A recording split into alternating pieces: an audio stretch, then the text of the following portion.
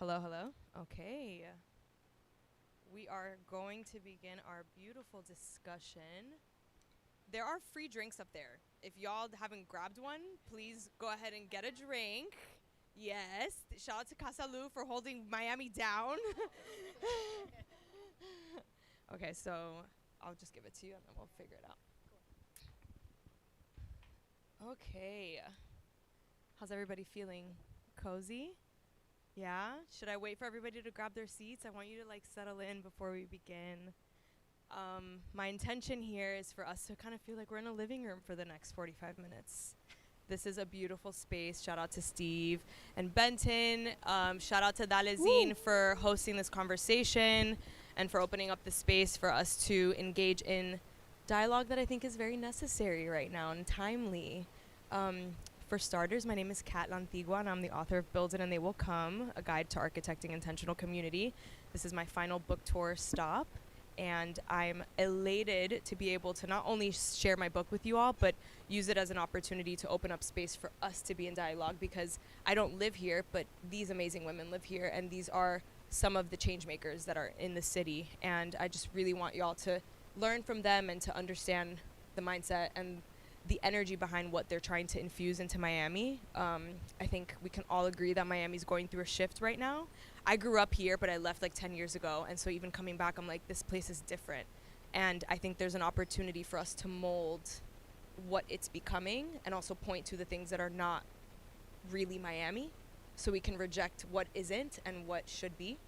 And so these are just some of the amazing change makers that are here. And so, yeah, this is the intention. So I hope you settle in and for the next 45 minutes resonate with the words that are going to be shared up here. There is going to be a Q&A after, so please ask the questions. If there's something that comes up for you, this is an opportunity for us to be in dialogue, and I really hope that you feel inspired too. And the whole, purpose of writing the book was to remind all of you that if you notice that there's a social gap and you have an idea, you don't have to wait for anybody else to do it. You can do it, but these are people who are doing it. And so I want you to learn from them, because it takes action and embodiment. And I think that everybody has it, but sometimes you need reflections of that in order to really believe that you can do it. So, yeah, that's today's panel. I hope you're excited. So the title of today's panel is Reimagining Community in Miami and Strengthening Bonds and Fostering Connection. That is what we're going to be talking about. Before we dive in, I wanted to read everybody's bio so you can just get a little gist of what everybody gets up to during the day and on the weekends and how they're impacting this beautiful city. So we're going to start off with Vida. So Vida is the founder of Raw Figs, a thriving figure drawing community known for its serene pop-up events. That's Vida over there. Hello. Born in Puerto Rico and raised in Florida, Vida's artistic journey began during her years as a flight attendant, which I thought was so cool, where she would draw people at airports during layovers. These early sketches inspired her deep love for figure drawing. And through Raw Figs, she now shares that passion, offering a peaceful space for others to connect through art and find tranquility in the creative process. Beautiful. Thank you. Thank you. Yes. Danny Pinzon is the founder of Third Spaces, an initiative dedicated to creating inclusive community spaces in Miami. With a background in community development and marketing, Danny was inspired by the concept of Third Spaces, environments beyond home and work where people can come together for meaningful interactions. Through Third Spaces Miami, Danny has established a dynamic platform for art, culture, and dialogue, striving to bridge gaps and build connections within the community. Danny's work reflects a deep commitment to enhancing communal life and fostering creativity and opportunities for diverse audiences. Thank you, Danny. Thank you. Samantha Radlin is the event manager of Soho Beach House, located here in Miami, and tasked with driving the location's cultural impact and community building programs. She previously led the marketing teams at the W South Beach and the Miami Beach Edition, and spearheaded public relation initiatives for the city of Fort Lauderdale, concepting and executing some of the city's biggest events. In her spare time, she parties hard and volunteers her time offering freelance PR and marketing support for artists of color. I do that. Yeah. Hi, everyone. Thank you for coming. Okay, so we are going to begin. For starters, I think it would be really cool to kind of just understand how all of you make sense of the word community. So how would you describe the essence of community, and what does it mean to you all personally? Samantha, Damn, I start guess off I have with to go you. first. Could Yeah. everyone hear me okay? Okay, Slay, thank you for coming again. Thank you for having us. Of course. What does community mean to me? You think I would have like thought of this beforehand? I definitely think it's a lot of things, and I think it starts with people. I think you can think about community as like neighborhoods, as like cities and like borders, but in reality we're like all really connected, and we all have to learn how to share space with each other, no matter how you need it. So I think community does start with people and how we connect with one another.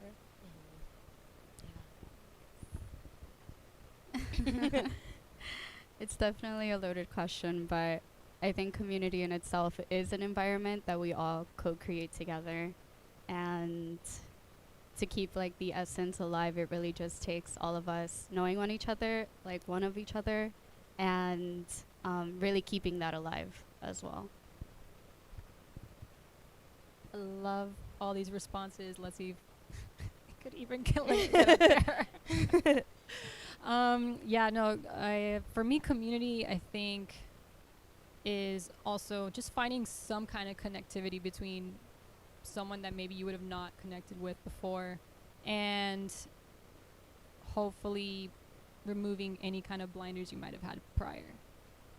I'm going to stick to that. Yeah. I kind of like what you said, kind of like about connecting, because I think being in Miami, our main form of connecting, like this is an event city. Right. And I think all three of us have that in common, all four of us. Like we're at an event right now, but it's how these events kind of turn into like more than just showing up. Like what happens after that, I also consider community. Yeah. That's where the magic is. Snaps, That's where the magic is. Like that's the overlap, and that's like the synchronicity of being in the same space at the same time with people that you didn't know a few moments ago, and then all of a sudden you know each other, and now life is different. I think we're just this is not even a question I have on here, but we're gonna riff off of each other. I think Danny and I were talking about this, and you and I were talking about this too. Showing up. This is a flaky city. Can we all agree that, like, yeah, if somebody says, like, I'll be there, maybe they won't. And, like, you have to know that it's very unlikely that they'll be there. For them to show up is a miracle. And so hosting events and producing things that take a lot of effort, and you see that list and you're like, all right, 125 maybe? That's not okay. And I think that that's just part of the culture here. But, like, how does that change? And, like, what is the call to action here? Because we can't build community if we're always on the phone. That's not where it's going to happen. Like, sure, you find it on the phone, but you have to show up.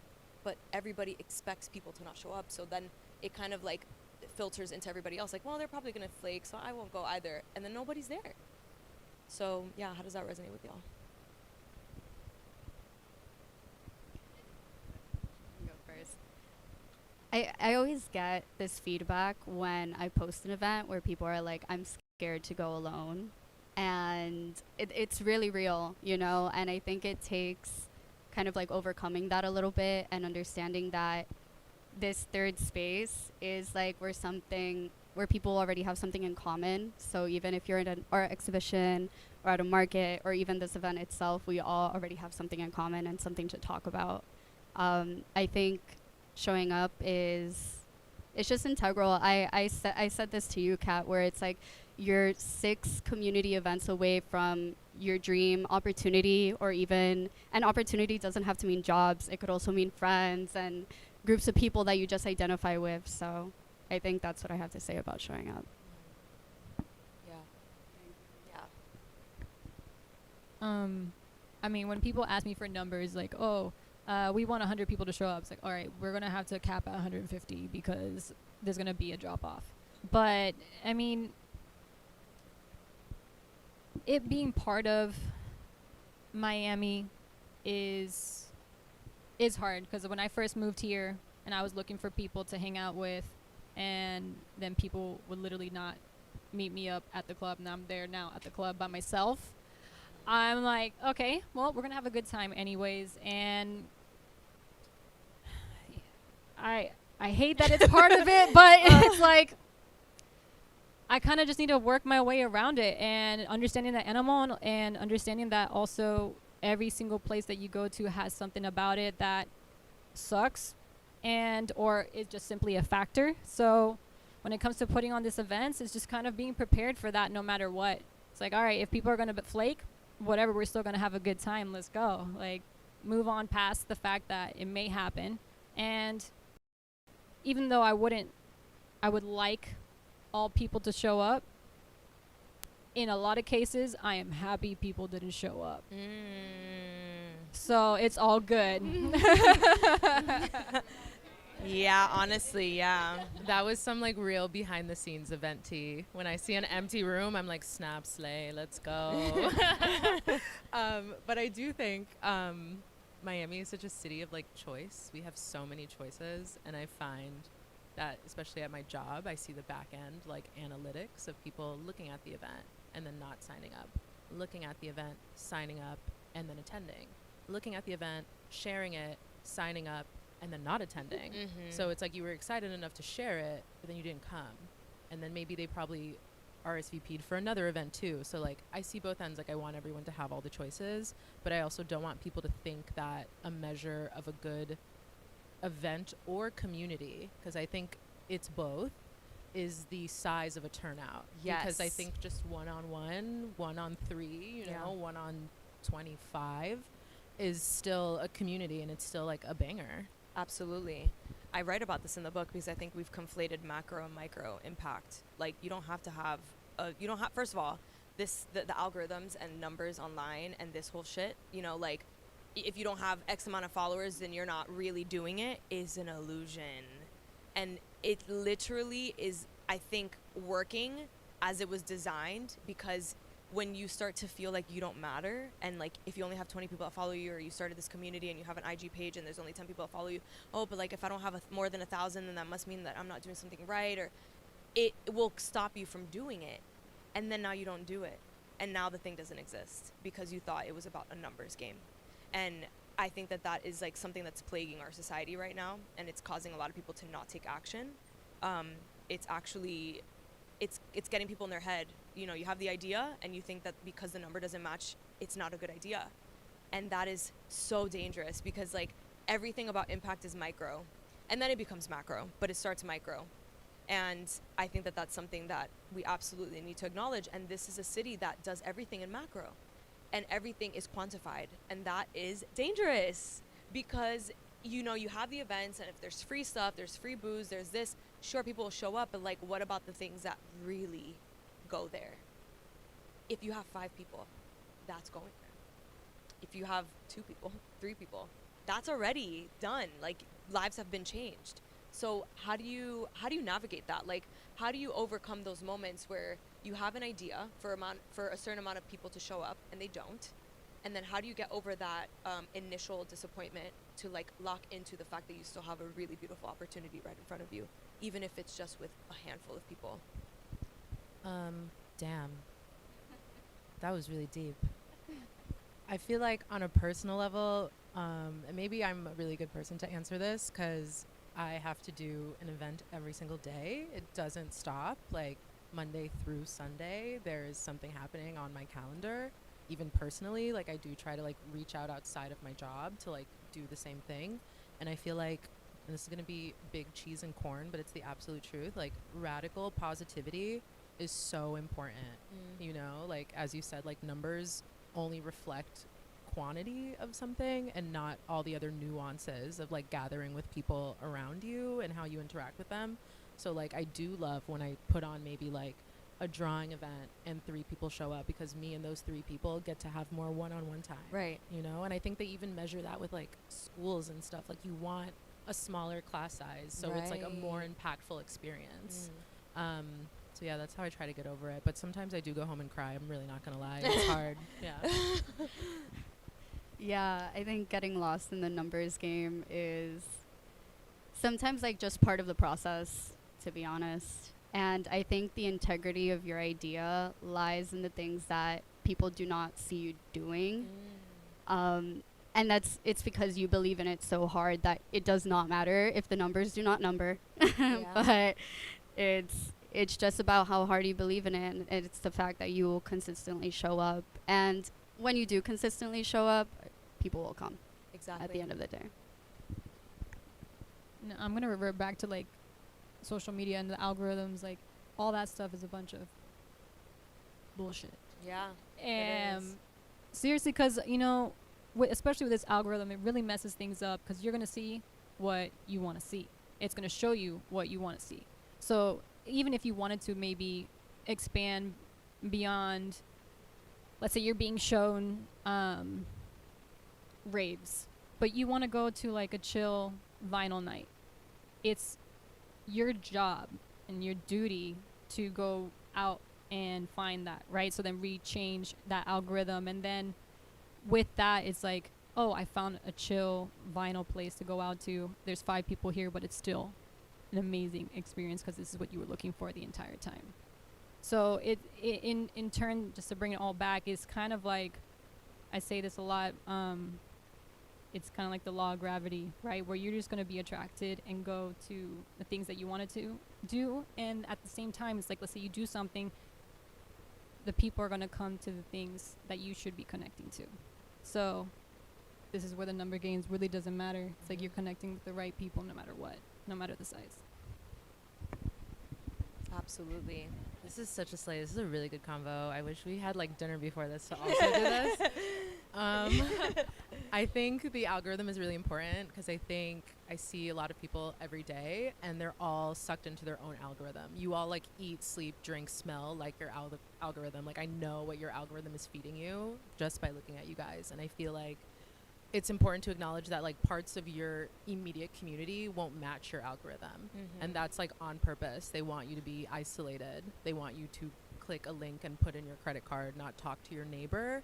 So I think it's also important, like we're talking about like all the events that we do, which kind of like matches our demographic, but you also have to kind of reach out to your neighbor, to the person like at Publix with you that you see all the time, like the person that works at your favorite store, like that is also your community. They might not be at your rave or your party, but they're right next to you, living with you and interacting with you every single day, and it's just as important to connect with them. Yeah. Thank you.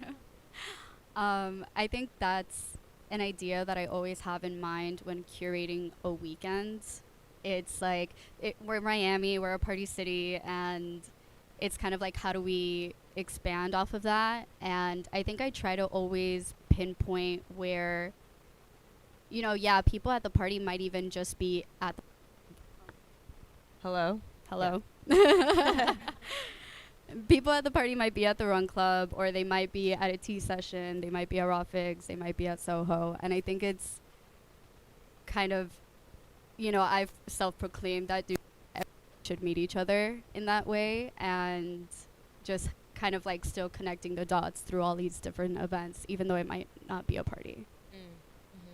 It's like divergence happens in real life.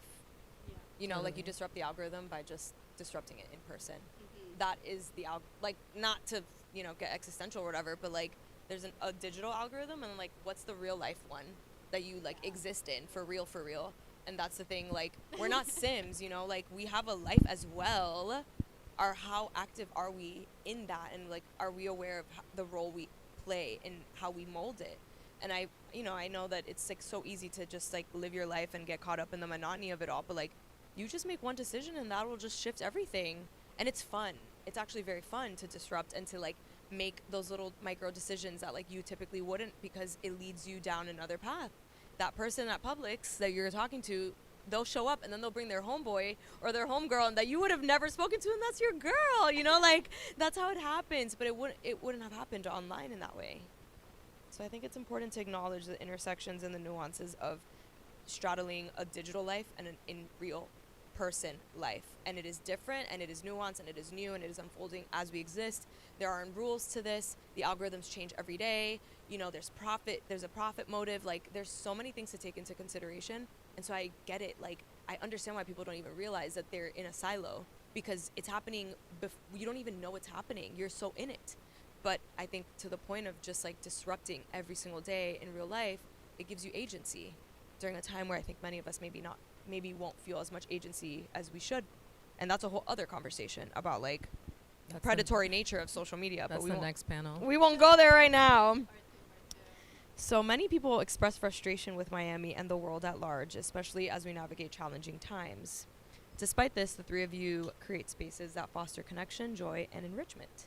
What led you to the world of community building and curating meaningful experiences? I think my answer is really specific. I think I fell into it as I fell into my job. I thought that I was signing on to work in like a marketing department. I thought I was going to be writing boilerplates all day and like sifting through photos of random DJs and like writing captions. And I think because of how Miami functions, you know, we're like an intersection for so many parts of the United States, an intersection for so many industries. I saw this opportunity to like really push for community engagement within kind of like the big tourism machine that kind of will move with or without us. And I want to take this moment to say that I think it's important that we all kind of like band together and like show up for each other. So when these like other outside entities come during these like bigger moments, you know, you think of like Swim Week, you think of F1. I don't want to say the B word, but you know the B word. Like they're coming into our community. Like they don't get to make those decisions. I guess that's really what drives me. My like angst towards like New York and LA thinking they can like run parts of Miami, you know? So just know I'm single-handedly trying to like end that. We appreciate your work. For me, I think it was really based on self-reflection. I think at the age of 16, I was in a lot of these, you know, underground parties or, you know, art exhibitions. And I just couldn't, I mean, I can't be mysterious even if I tried. And like for me to connect with people is just like such an innate nature to myself. So when I started feeling identified by going to these community events and things, that was just something that, you know, later in my adult life, I was like, man, I think I just want to share this feeling, and how do I share it? And yeah. Beautiful. To be honest, I kind of felt alone. So I felt like I needed to create a place where I can come together with people that were originally, I was like inviting my friends to come to Raw Figs, but it turned into people that I always have wanted to actually connect with. I moved to Miami as soon as I graduated high school at 18, and I didn't know anybody here. So that was hard. Yeah. And the friend making process, I felt like I had to go through 2 years of shitty layer of people. So, and so like with Raw Figs, it kind of gave me this sense of enlightenment of like, yes, you guys are here. Like, I'm so happy that I haven't been like alone all this time. Like you guys are here. And then when it comes to even choosing locations, it's sort of also an effort in showing maybe people new to Miami or Miami people also that it's not just a party scene, it's a lot more than that. So I try to choose locations where people can go and hang out after work, or even on a weekend that's a little bit more chill than like a late night session. I'm not much of a drinker either, so it's like that was a big component for me as well. It's like I'm not trying to go out to the club all the time. I'm not trying to go to the bar all the time. Like, I need options, right? So because of Raw Figs, I'm super grateful that people that I didn't even know existed reach out, and they're like, bring the people, we connect. And I say, yes, we do connect. Let's go. Let's do this. So I mean, it's helping people not feel alone, just like I did when I first moved here. So I love that. That resonates. And that's why the title of the book is Build It and They Will Come. It creates a natural filter. You have the idea, you put it out, and now you don't have to go out there. You just stand still and they come to you. And they come to you because they know what you're doing and that they're opting in. And it's not to say that it'll be perfect, but you build it and you just wait for it to happen. And you'll meet people that you didn't know existed who are looking for exactly the thing that you want to experience, but you had to do it first. And I think like there's something to be said about like being the person that experiences things, and then there's the people who like curate. You know, it's like a different part of your brain where you like you're designing the experience, and then there's the people that show up. And I've come to realize like majority of people don't curate. They want to go, but they're looking for where to go. So if you feel like you want to curate, understand that that's a very important role to play, and you cannot ignore that, because people are literally waiting for you to do it so that they finally have the place that they've been looking for. And that's why I want y'all to feel inspired and like motivated and empowered to know that like whatever the idea is, it doesn't have to be in the arts, it doesn't have to be anything that we're doing, but there's people looking for exactly what it is that you have the idea for. You and I probably don't have the same idea, and it's like that on purpose. It's by design. Like we all have these gifts and these little moments and these little pockets of divine energy inside of us, not to get super woo-woo, but like it does feel very spiritual when you feel like you have a feeling like this thing needs to exist. Maybe it's inspired because of loneliness. That's my journey into all of this, was like absolute like loneliness in New York. Like you're seeing thousands of people every day and they do not look at you. You feel invisible. And then you're like, well, I want to create a pocket where maybe I know 3 people who like know my name. And then all of a sudden you realize like, well, there's like actually thousands of people who feel the same way.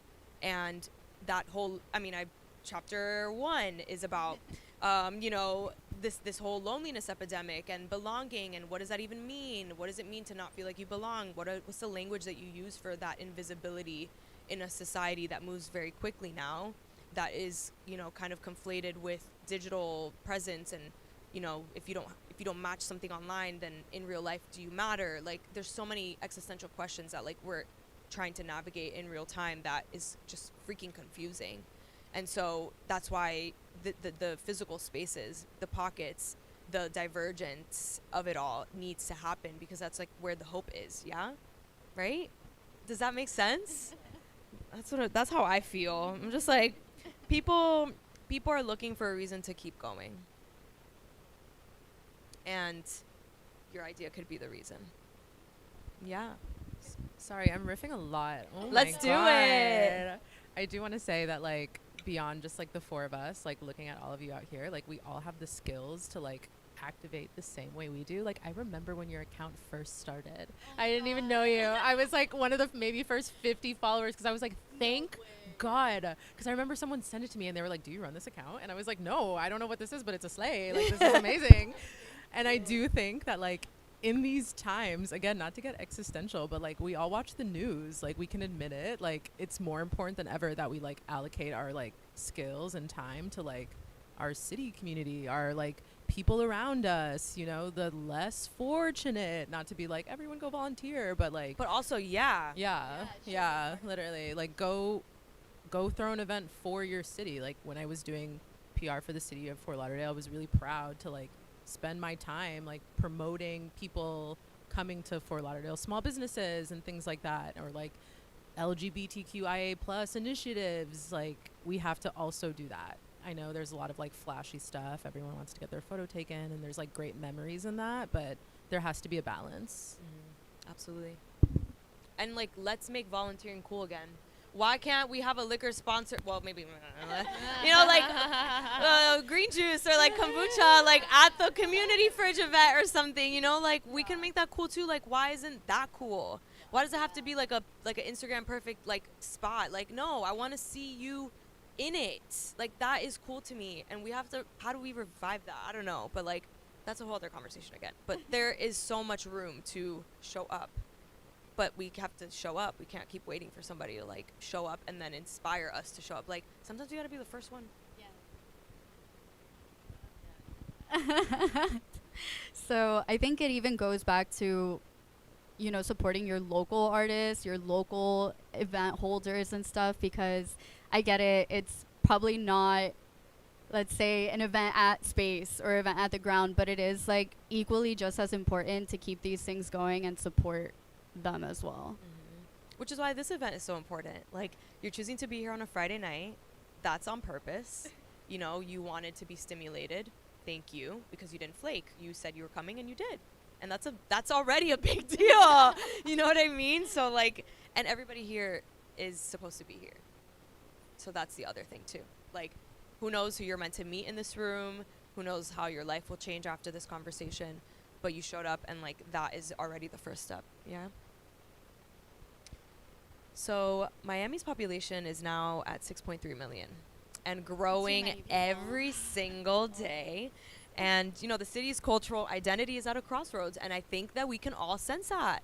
it's like going through like like a puberty, but also we have to think about like what are some of the quintessential traditions of Miami that are vital to preserve. What are the values of Miami, to the point of what you were saying? You can't just come in here and say how this is going to work. So what keeps you in love with this city, and like what is Miami? Oh, I could definitely answer this. I think it's the fact that, you know, all of us come from diasporic places. Like, there's such a diaspora within diaspora of where we all come from. And I think that is very apparent in even the events that we do. Like, shout out Perreo del Futuro, or anybody that does things with salsa, or like mixes in stuff with open format. And this is like really speaking to the music.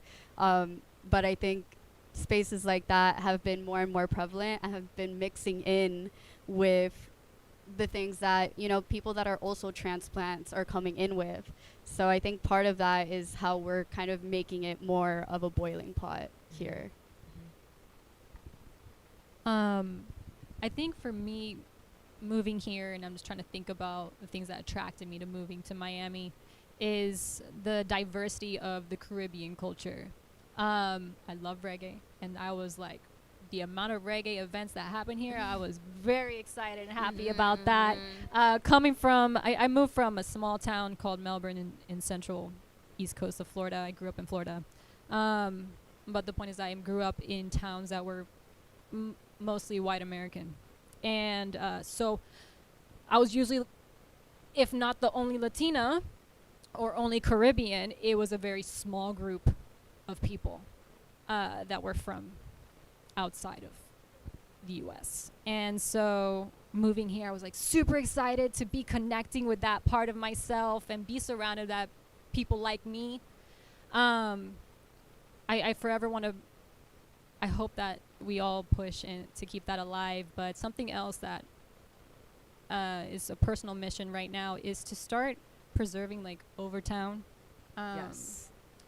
I'm pushing right now to work with Overtown as well, to just kind of highlight on things that are good and happening over there, and bringing raw figs over there. You know, trying to avoid gentrification. Yeah. As much as we can, you know. I don't have money like that, but you know, if we can highlight areas and bring attraction to areas that were OG Miami, then let's do that. Absolutely.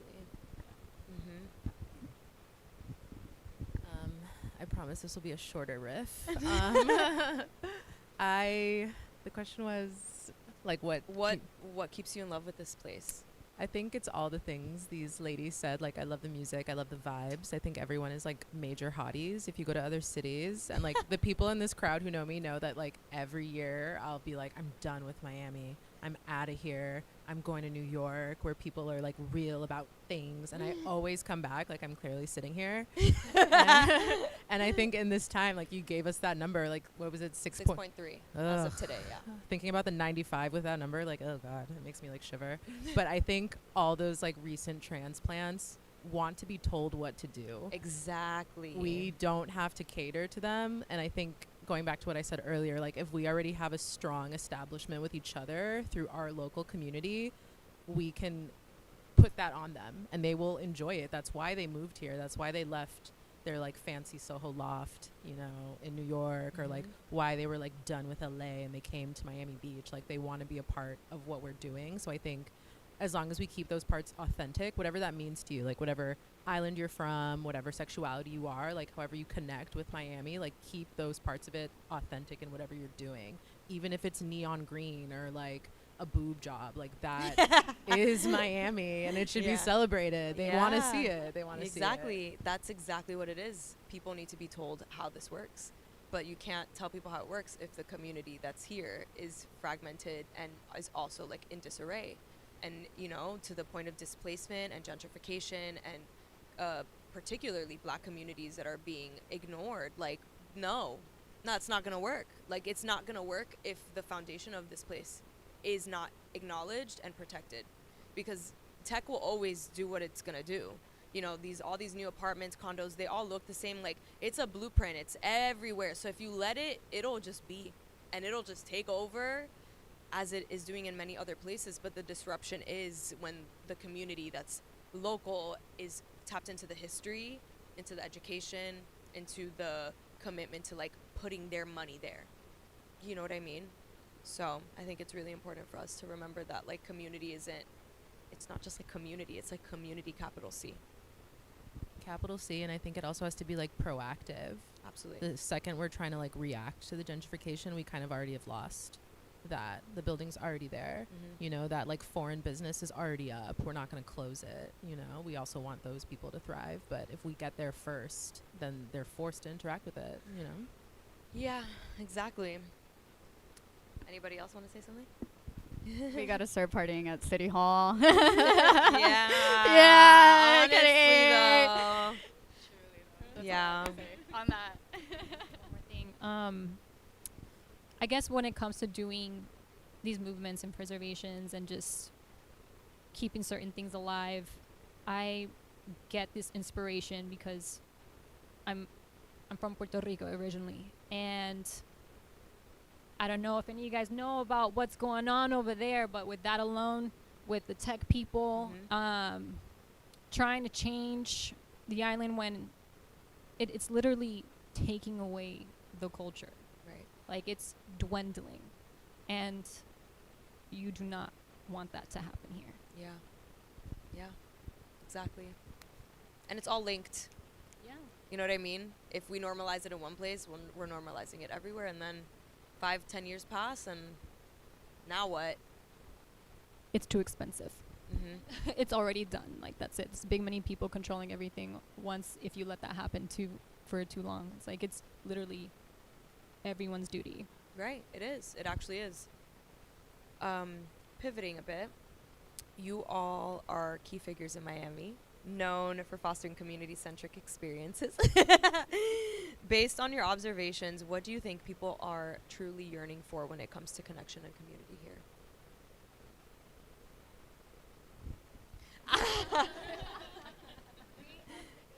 Talk about it. Talk about it. Definitely accessibility. Yeah.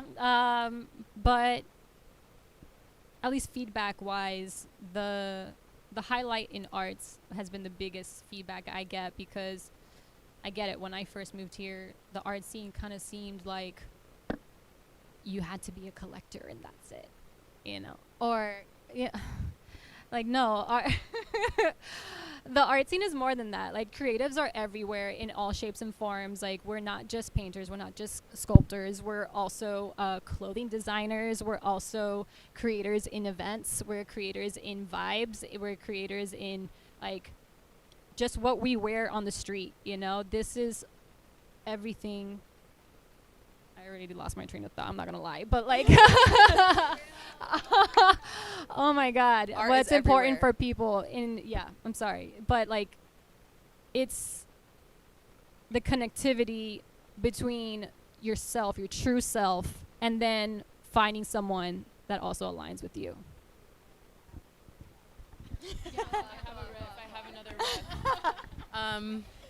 This is also going to sound really corny, but I feel like you can break kind of... Wait, what was the question?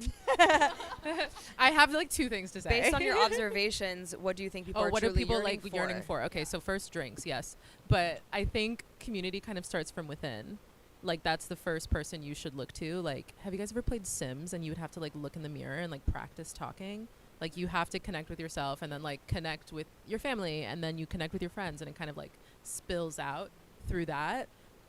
That's kind of unrelated to my answer to the question. What do people want? I think from my point of view, I noticed that a lot of Miami-based people want, and I'm going to say this in the nicest way, they want to make memories. You guys thought I was going to say something crazy. Yeah, I did.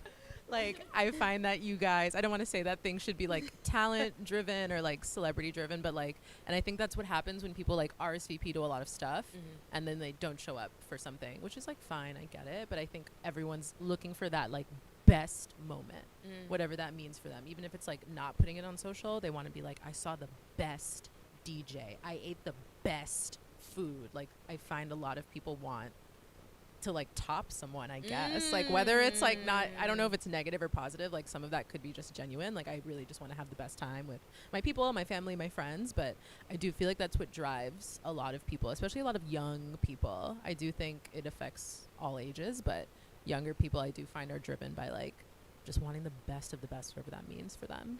You know, I feel like I think part of what people yearn with in the local sense too is just like also just topping someone or being at the best spot. But I think even under that is just, I don't know, I always get feedback where it's like, where do I make a meaningful connection? And it does come from ourselves first, of like breaking down that barrier that sometimes we have with people and like speaking with people. We all know each other through social media. Like Miami is just that type of city where the city seems so small because everyone's following each other, but we don't really know the people around us. And I think it's really important for us to really keep that in mind and keeping the heart open for actual connections in the places that we're at. no, you go. After she's done here. I mean, I totally get with wanting to find like the top of the top thing, but I almost want to say that's like the superficial layer that's looking for that. And because like when I think about things that I want to go to, it's not so much because it's the best thing, it's because like I'm actually interested, like I actually connect with what is happening, so I'm definitely going. But I mean, if it's something that kind of feels like it's tossed in the air and maybe tossed a lot of money to, I'm like, I don't care. So I mean, when I think about things that, again, people that want to connect to, it's literally because like, this is me and I see you and we're gonna do well here. So yeah. I honestly think maybe during the Q&A session, I'll ask you guys, because like in the most genuine sense, I literally want to know what you guys want to see, because I think there's so much out there, and like I'll talk to one person and they'll be like, this DJ is the coolest, you have to do it, and that's their algorithm. And then I talk to someone else in their algorithm and they're like, no, that shit's the worst, like it has 0 likes, like what are you talking about, like this other pink thing is the best. And then there's like a green team over here who's like, pink, oh my god, I never even see that anywhere, like I know green is the best, you know. So low-key, like think of stuff, because I'm gonna ask you guys if we have some time. I'll follow you to your car, I want to know. So Samantha, this next question is for you. So the concept of community has become trendy, especially in marketing post 2020. Often used by brands, but rarely delivered on authentically. I think we can all agree on that. As the events manager at Soho Beach House, you sit at the intersection of corporate and culture. Fun, fun. Given recent feedback about prioritizing profit over community, how do you think entities like Soho House can better allocate resources and genuinely integrate the needs of their members to create a more community-driven experience and culture? I have to start this answer with a very boring disclaimer. I am not an entity of Soho House, I just work there. So I will answer this question based on my hospitality community building experience across multiple properties across the hospitality industry. Right? Yes. I think how it starts is hiring people like me. And I know from their end, like older white men, it is so hard for them to even interact with someone like me. Mm-hmm. Like I see the toll it takes on them, and like vice versa, it takes a toll on me. We leave 30-minute meetings like, whew, I don't know what that person just said. Like, what does that mean? Like, what did that look mean? Like, is she, like, is she rude? Like, what is that?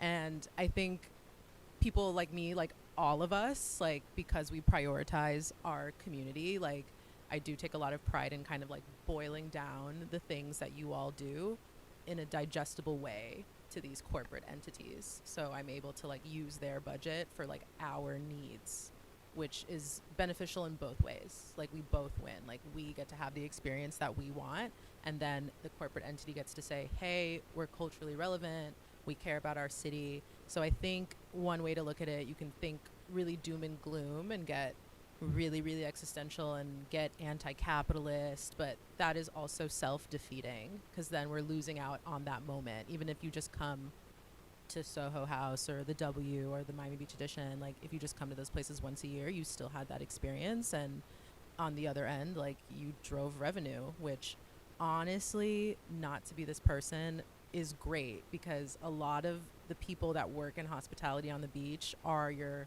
Caribbean grannies, your friend who is a bartender, you know, the housekeeper who is relying on someone like me to continually drive revenue for her salary. So I see it's all interconnected. So you, once again, you can look at it as like a super negative anti-corporation, but they're in our community as well, and we have to learn to liaise with them in the most business sense. We don't have to be besties, we just have to be good business partners. Snaps, thank you. Mm-hmm. Oh, I ate that up. Yeah. No, you really did. You ate that. Does anybody else have something they want to share? No? Okay. No?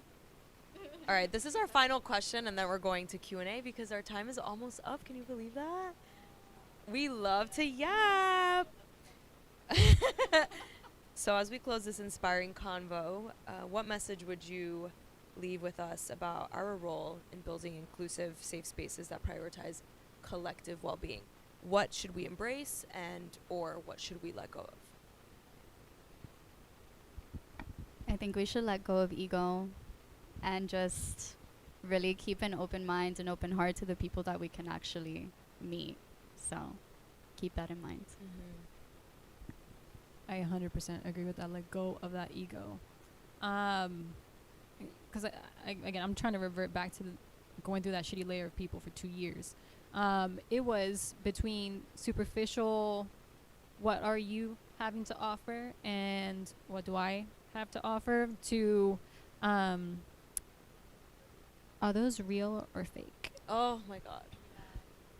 No. And so, I mean, I just think it's important.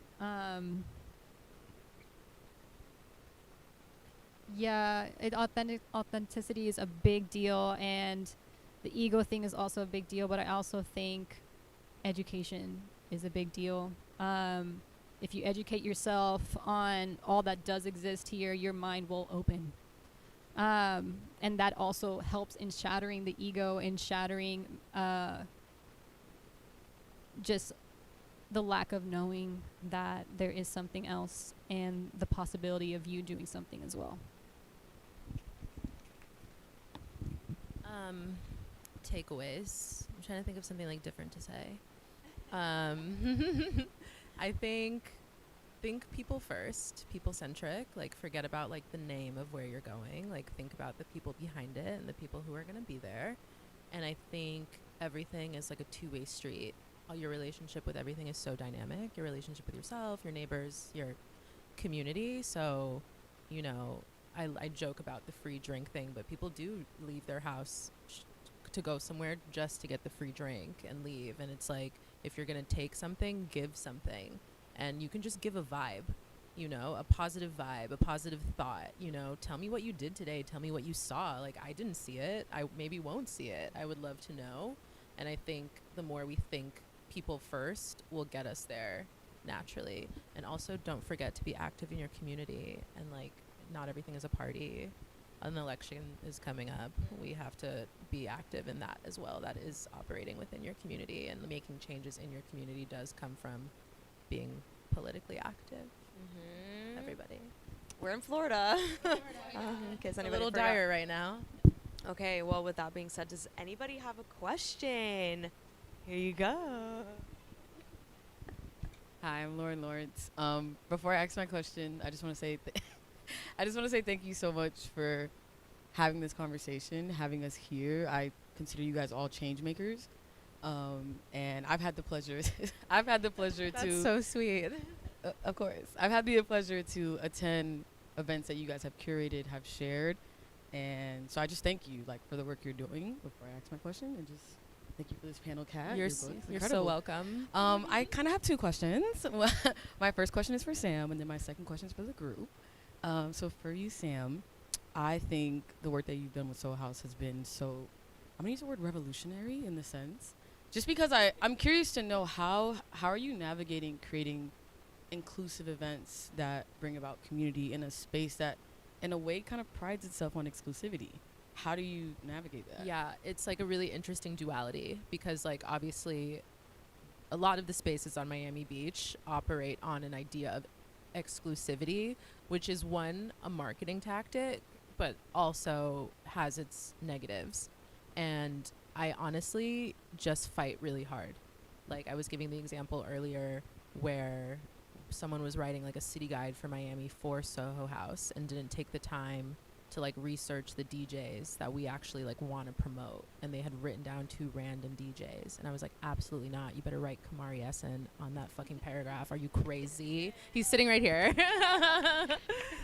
So like I think I also kind of sacrificed my relationship with my coworkers in order to get that done, because it does create tension, but I feel like the end result is ultimately positive, so they can't even say anything. So I think my personality lends to that. I know not everyone is like that, but I'm willing to do that for people who can't do that. Stay resilient, y'all. It's tough. And you're doing it. So my question for the group is, I loved how you guys were discussing the idea of showing up, but a lot of the conversations I've had recently since moving back to Miami is people just wanting to discover ways to not just show up as a viewer, but wanting to contribute, and finding it sometimes difficult to get involved because, not saying we gatekeep our ideas, but sometimes we have our idea, we have the team, we want to do it. It's all that's already set in stone. So I guess my question is, what is your process in a way of sharing what you're doing and sharing that idea where people can contribute and don't feel like, oh, okay, they're doing that, I just have to show up, but there's a lot of people here that want to be a part. So how do you go about inviting people into your process in that way? I think I could speak to this a bit because I think as I've been building third spaces more, it has become more of a social environment online as well. And I think part of that is also just asking people what they're doing, and like even if it's just me posting it that they're doing that, or you know, even if it's a comment and I'm giving them recommendations, or just being a part of that, showing up in a social way in social media is also pretty beneficial. But I'm still learning that as well. I think it takes a lot of discussion, you know, it takes a lot of discussion to see what it looks like. When it comes to people wanting to be a part of Raw Figs and me being also open to it or maybe needing it, it's, if not putting out there that like I need volunteers or I just need help, it's when people offer help, it's taking it. I am the type of person that unfortunately sucks at asking for help, and also feels like I feel sometimes that I can do everything by myself. That's not the right way to go. You want the help, and if someone is offering it, take it. And you know, a plus side to social media is like I don't have to necessarily be like in front of someone like, hey, can you help me? I can literally just put it out there. I create forms as well to help kind of like create like what's your name, number, etc. What are you actually down to help me with form, so that I know how to reach out to you and ask to help me. Yeah. Yeah, Jot form is great until it's not free, but it's fine. But yeah, so allowing the space for help to happen, whether it's someone offering or you actually needing it, use the tools that are out there and are free for you to use, so you receive the help that you actually need. Yeah. This is less an answer to your question, and I think, Lauren, you brought up something important, that I think Miami has really good energy, our community has good energy, and everyone does want to contribute. But I think everyone wants to focus their contributions into like a really teeny tiny hole. And I'm going to say it again, like, you have a good event idea, it doesn't have to be at Faina Bazaar. It can be at your city hall. And then you will be surprised to see the different people that show up. That place has a different audience, and it could be just as successful and maybe even more impactful. So I think that is important. If you want to contribute, there's definitely space. You just have to maybe think of alternative spaces. Like, look at us sitting in Dolly Zine right now. You know? Yeah. Thanks, Dolly Zine. Thank you, Steve and Benton. Does anybody else have a question? Okay. Can I? Well, I'll leave one of them up there. Someone volunteer to move the microphone around. I have two questions, actually. First, I want to thank you guys for sharing with us your motivation, and you told us why you're here. So one of my questions is for the crowd. Slay. And it can be kind of rhetorical, because I don't know how everyone can answer, maybe one or two people, but I'm just wondering why everyone here is here, because we know why they're here. And I know why I came, which is my next question, but I'm wondering why anyone here is here. If anyone wants to answer or not, it's fine. No, I really want to know. Someone tell me. Made this easy for you. I think for me it was kind of like this synchronistic moment where I kind of had to unplug from social and kind of like go into my cave for 2 years and kind of restart, and then I like recently started coming back in, and I moved and everything, so I'm not like close to all the events because I was like that girl that was at all the events and my work was suffering. So so that when I started to come back into like society and doing things, and I came back to Vita's event, and I came back with like a refreshed and like a renewed sense of appreciation for the community that she was building. I saw her at the start because I was going when like pandemic had just happened, and I remember she was at Spinello Gallery. It was like 10 people. It was like very rogue, and to see what she had come to like at Pam, I was like blown away by it. The audience, the music, the vibe, the nuance that she had created so seamlessly was like really moving for me, because I've created spaces before. I know how hard that can be. And in my mind, I was like, man, I'd love to pick her brain and like just, hear about her process and how she does it. And then I saw this and I was like, wait, did I just manifest it? Like, how did that? You did. Like, literally like a week ago, I was just thinking, in passing, I'd love to like talk to Vita one day and just like hear about her story and like in depth, the journey. And then this happened and I was like, okay, I think I have to be here because like this is weird, So, and I think I'm drawn to building authentic community, but more so as a supporter of that. And so I was just like, I mean, these women doing amazing things, even Cat, like as a woman that I know how hard it is to put yourself out there and to self-promote and how it can feel daunting at times. And so to support that was also part of my reason. So Thank you for coming. I have one more question. Sorry, unless you're gonna say why you're here. So yeah, I wasn't planning to be here. This was kind of like a random last minute thing that my husband told me, you have to be at this event. And I think the reason why he said that is because we recently moved from Chicago to Savannah, and then now Miami, and back in and then Jamaica. But the thing is, back in Chicago, I've always created these events to connect people across cultures. So we had dinners, picnics, and the whole idea was to build meaningful friendships with people in Chicago. And so since moving from Chicago, I've been trying to figure out what I can do with that here in Miami. And Miami is super diverse, and I've been paying attention to what's happening in the city in terms of all the different types of events and trying to figure out if I can bring my Chicago event idea here. And so this is very much in alignment with what I'm trying to do while I'm here. And as a web developer, I'm also working on an idea to kind of like digitize that to make it a little bit more meaningful. So yeah. Does anyone else want to share? Oh my God, wait, okay, I'll ask my question first then. So the reason that I came is I just graduated studying architecture at and my future path I want to take is, and this is going to sound like a fabrication, I'm super anti-gentrification. Let me clarify that. Let me clarify before I say what I want to do. I want to get into real estate development, not be gentrification, of course. And so the reason I'm here is to learn about the community that I would like to build and help build.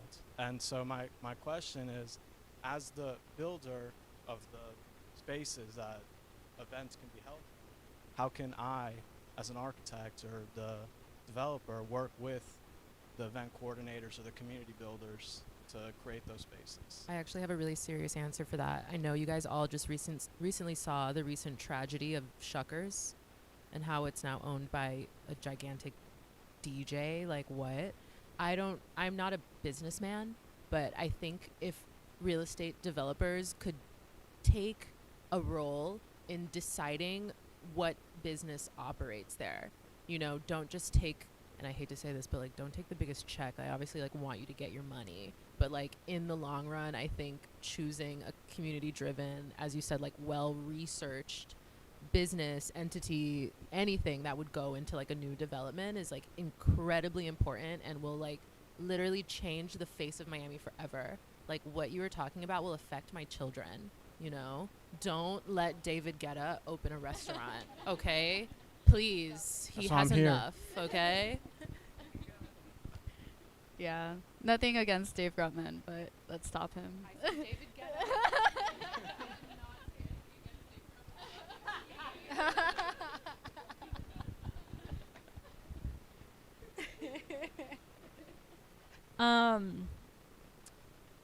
Definitely the research and understanding what is already attractive to the people of Miami. Like, why would you take that away? Why wouldn't you just help nourish that? And then as far as like maybe adding on to the community and development, I'm honestly gonna go towards like affordable like artist studios, affordable businesses for specifically mom and pops, and you know, just small businesses. If you can create something like that, that's something I would highly recommend. Just this is specifically for small business, or this is specifically for artists, and it's not like big time artists that I got all this money from like crypto, which is great, whatever do you, I guess, but there's plenty of artists out here, and I get messages all the time like, do you know about artist studios that aren't like ridiculously expensive, or maybe a group of artists that are looking to share their space with like artist residencies are struggling. And so if you can create that kind of space, that'd be great. And then the same thing with like mom and pop shops. I live in Hialeah, so like I see so many things happening building wise in Hialeah, and then when you inquire how much those spaces are, it's like, how do you expect someone around here to be able to afford that? So you already know what's going to be moving into there, and it's not something, chances are, that I want to interact with. So affordability, yeah.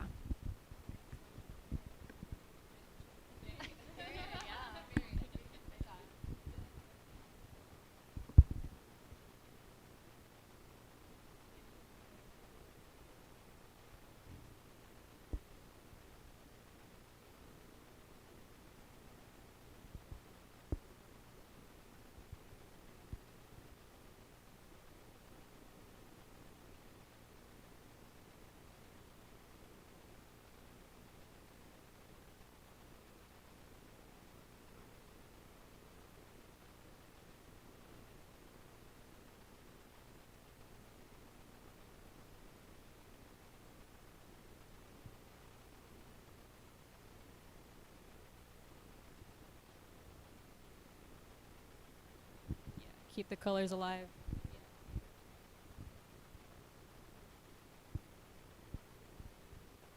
Yeah, thank you. Thank you for asking that.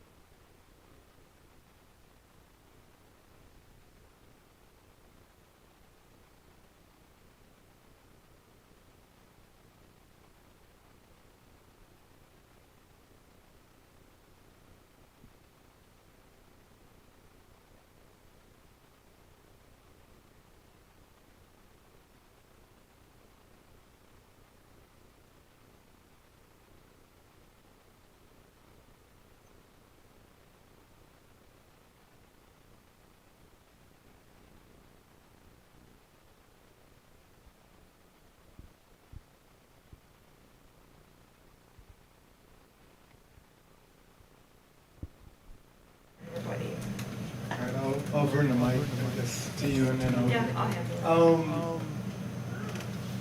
listening to you guys a question that I kind of want to propose or ask is, it seems like there cultural inclusiveness or all access inclusiveness is kind of threefold.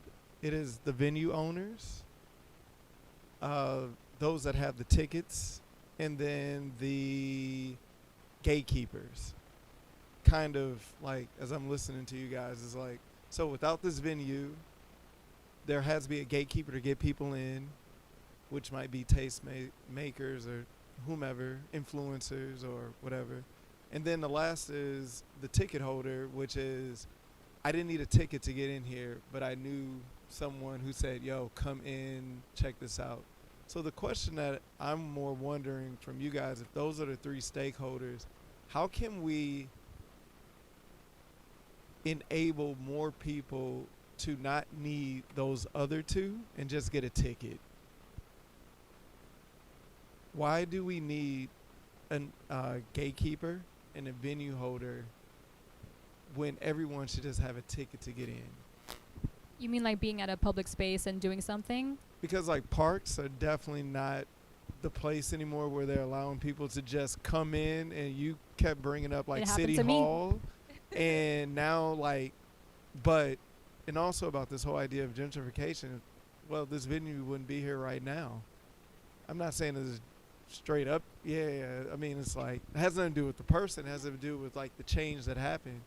But where I'm more going with it is like, ticket holders just need to be able to attend, and then you'll get this idea exploration. So I'm like, then get rid of the other two people. And what are the ways that we can get rid of those other two people? A few people that I've seen do things, honestly, is doing something at your home is what I would say, and just keeping it that kind of intimate and low-key. Like, your home, you got the space, you do it. Because I've tried just popping into a park before, and so there's a limit as to how many people you can have before you have to have a permit, and those permits are not cheap at all. And if you're doing a community event, that is out of budget. So I'm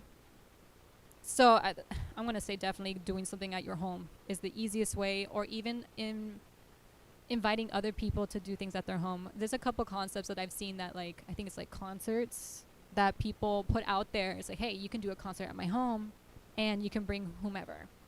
And it's literally through that someone else invites people to go, let's say your concepts, like, come to my house, come to my house, come to my house. And it just keeps going and keeps going. But I've also seen this, I think it's called house show flow.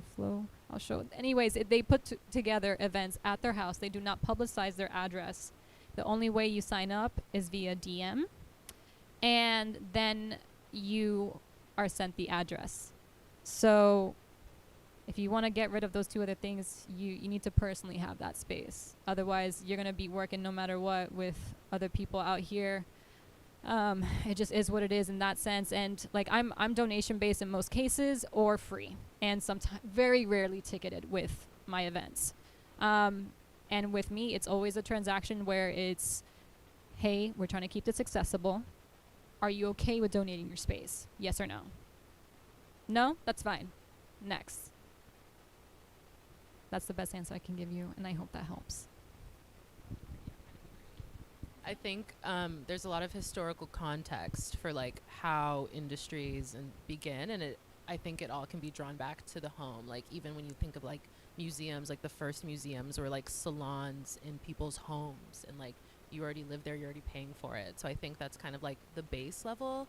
I think you listed three things. I think maybe the second thing, like the gatekeepers, I personally don't really believe that the term gatekeeper, I feel like it's too widely used, because I think from a certain perspective you could label me a gatekeeper, but it goes back to maybe what you were saying about education and even just like basic communication. Like, if you can communicate the event or community involvement you want to do with me, and it's communicated properly, because like that's what communication is. It's not just speaking, it's like how I take it. I'm more than likely going to do it, and it's easy for me to then like take it to my boss or like whatever sponsor needs to see it, because it was like communicated succinctly. So I think that's another thing with gatekeepers. Like, I feel like gatekeepers come up because you know, people want to get involved maybe, and they're coming at them with a lot of energy, and it's like, I can't synthesize that for you at this present moment. That doesn't necessarily make me a gatekeeper. It's just maybe like not for me, or you need to find someone who is like matching your communication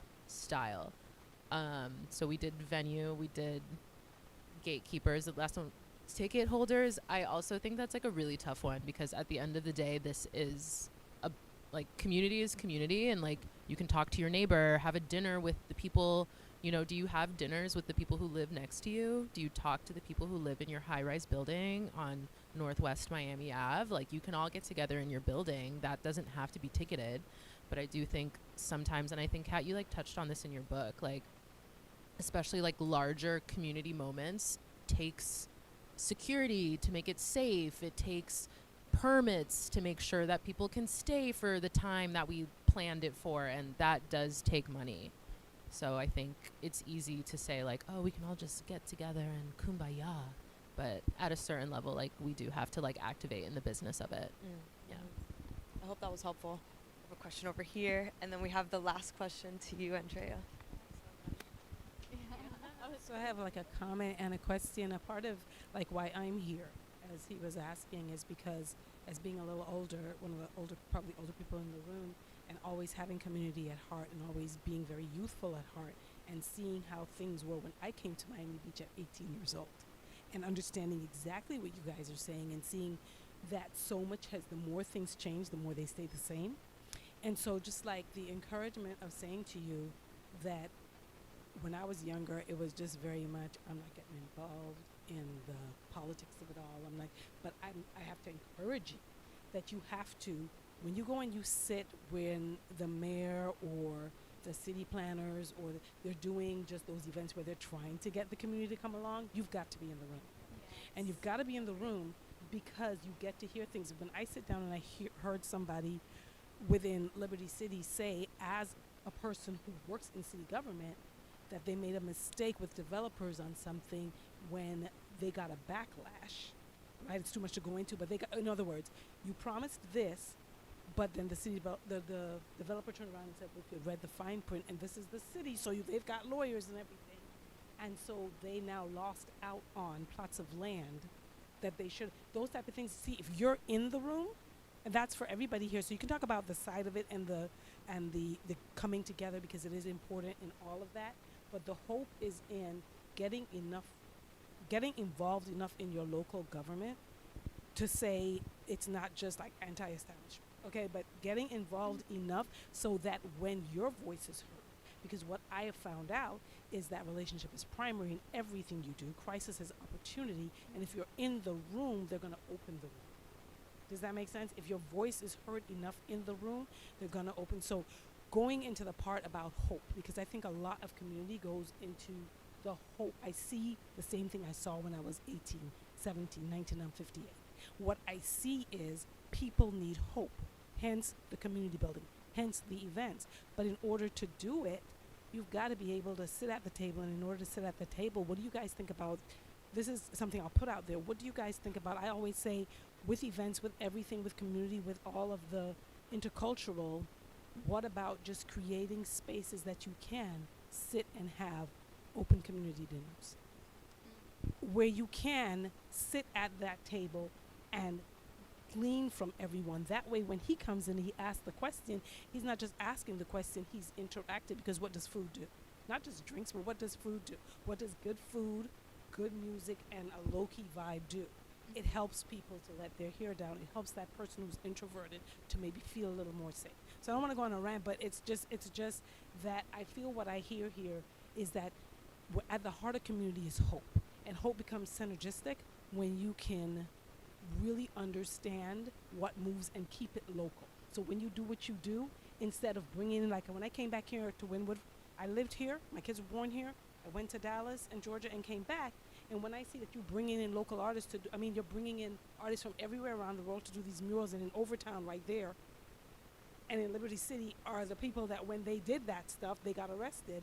That ticks me off. But if you're in it, so what do you guys think about creating more spaces where not just what you do, but collaborating together to give those community dinners, those hopeful dinners where you can have an intersection of volunteering and event. What do you think about that as a way to start drawing not just what you do in silos, but drawing things and people together? How do you feel about those, that and really understanding what that can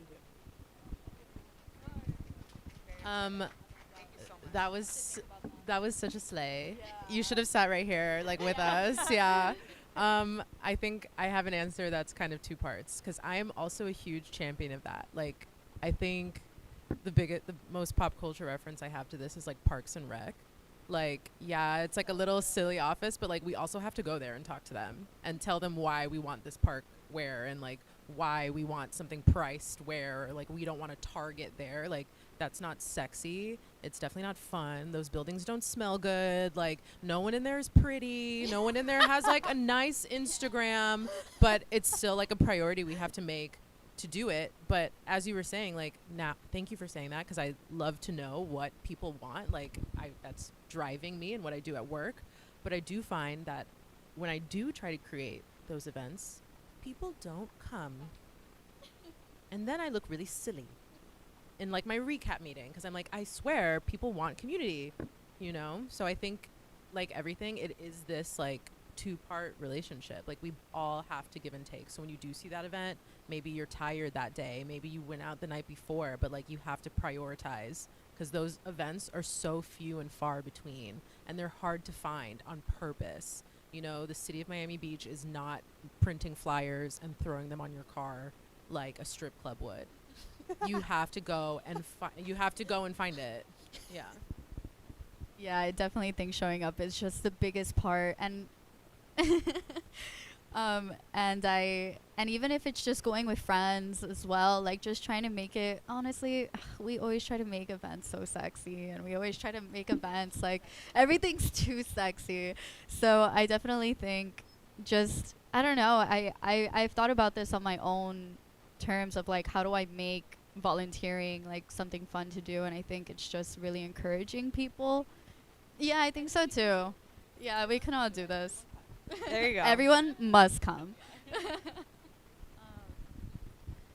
In creating hope or just maintaining hope as well, I kind of find lately I've been finding a bit of inspiration from other cities, kind of like New York, where I've seen people straight up set up some fold-out tables in front of their houses, and it ends up being a dinner. Yep. And it's like, why can't I do that in my neighborhood? And you absolutely can. So one of my personal goals right now that I'm working on is to do, it's like I live in a neighborhood where it's kind of perfect for like a 4-block or 6-block radius to do a huge yard sale. And so I was trying to think like, how can I somehow help the people in my community, where in my neighborhood, most of which are older, maybe are no longer working, but they can make some extra cash right now.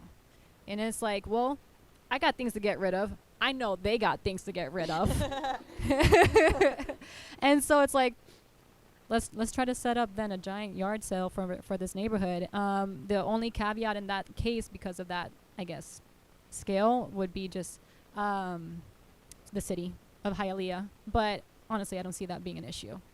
Just reaching out and communicating and telling them like what's going on, what's exactly is going to happen, they're going to be perfectly fine. And then communicating to your neighbors in that case as well is even that much easier. It's going to take some time, but that's part of the patience that you need to have. But the point is that I think it's entirely possible, especially since personal property is not considered yours after the sidewalk or a driveway. So if you do want to have a dinner like that and someone does complain, let them complain, have your dinner, and it's going to be perfectly fine. It's just knowing the rules. Like, as long as you know the rules, you can make whatever happen, and you have the hope maintained and or revived. This also reminds me of the idea of like micro anarchy. Like, every day make a decision, do something every day that like breaks the rules a little bit, and like that reminds you of your agency. So like every day, just like contend with how much are you willing to break the rules. If you are following the rules, that's probably not a good thing, because like the rules are there for a reason. Sometimes they're good, and other times they're really actually dumb, and they lead to like somebody making money, or if you don't have a permit, somebody's profiting off of that. But like, just do it anyway. And If I it's feel for the people, like, just do it, honestly. people also make up their own rules. Right. Right? It's like, exactly. no, that's not the law. I know the law. Yeah. Okay, we have one last question. And oh my gosh. And then everything that you have to say that you haven't been able to ask, like, just chat about it after. Yeah. Hi. I don't really have a question. I wanted to answer the person asking about who to talk to. You can apply for grants. I don't know if anybody knows that. You can always find a grant to apply to do anything. And then I just wanted to end on what you touched on. Hope, but also it's a discipline. I think we lack discipline sometimes. It's not easy to get off of social media and knock on doors and have doors shut in your face. And I think compassion, meeting people with compassion. If someone does close the door in your face, understand that for other people, at one point went into Liberty City and touched on their doors and told them something was going to change for them. And to the ego thing where everybody was touching on, putting your ego aside to know that, like, maybe right now we're worrying about housing, so it doesn't really matter if there's other differences that are hard to work through. Because you are working with different generations of people. Sometimes that does mean, unfortunately, some people might be homophobic or racist or classist. I think putting that aside for a shared goal is also something that Miami could be better at. And then I'm just going to plug in Miami Worker Center for Housing. For gentrification, and we count for cultural workers and people that work outside and domestic workers. And budget meetings are where everybody wants to be. Your tax dollars are discussed during budget meetings, and no, they're not publicized everywhere, but it would be help people sat on a panel like this, shared when other people do share that information, share it on your Instagram, even if it's not sexy, because no one thinks that politics are sexy, but that's affects everybody in this room. And even us being able to sit in this space today, shout out to Dále. They had to move 3 times as well because of gentrification. So very thankful that we're all here now in their new space. And that's all I had to say. Thank you. Yeah. I kind of just need to add on to that real quick. Yes. Just real quick. I love that you're doing this shout out, and I completely agree in doing the shout outs about resources. There are so many resources that exist that we do not know about, but they are there. There are entities doing things that we can collaborate with. I mean, something that I've learned with Raw Figs is the grants that do exist, is the organizations like what you're working with that do exist. It's like you have these things that you want to participate in. Sometimes it's a simple Google search or just simply starting to pull it out there verbally to people until someone's like, yo, I know something. I know someone. I know what you can connect to. It is there. I know that happened to me. Like, I was trying to do an event on public transportation, and I knew I couldn't do that by myself. And I also knew I didn't have the knowledge about public transportation to make something like that happen. And it took about 1.5 years before I finally met somebody or an organization, which exactly what they do is constantly bettering public transportation. Transit Alliance, shout out to them. Period. Yes. Like, we need it. Oh my God. So the point is that whatever you need, going back to asking for like help and just whatever it is that you're looking for, put it out there. It may take time, but put it out there. It's gonna come. It does exist, and or someone is willing to work with you to make it happen. Yay. Well, that concludes our chat. I hope this was helpful. I hope this was inspiring. And of course, like, follow everybody and keep up with their work. Everybody's tagged on Dále's Instagram. And chat. Like, after this, like, go, there's free drinks up front, like, a lot. Shout out to Danny and Casa Lu for holding Miami down. There's free drinks up there. I'll be signing books, and I just want all of you to just connect. Thank Yes, you grab all her so book. much It's for so good. agreeing to this. Thank you. Thank you for saying yes. And thank you, Dále Zine, of course, for this beautiful night. Yeah.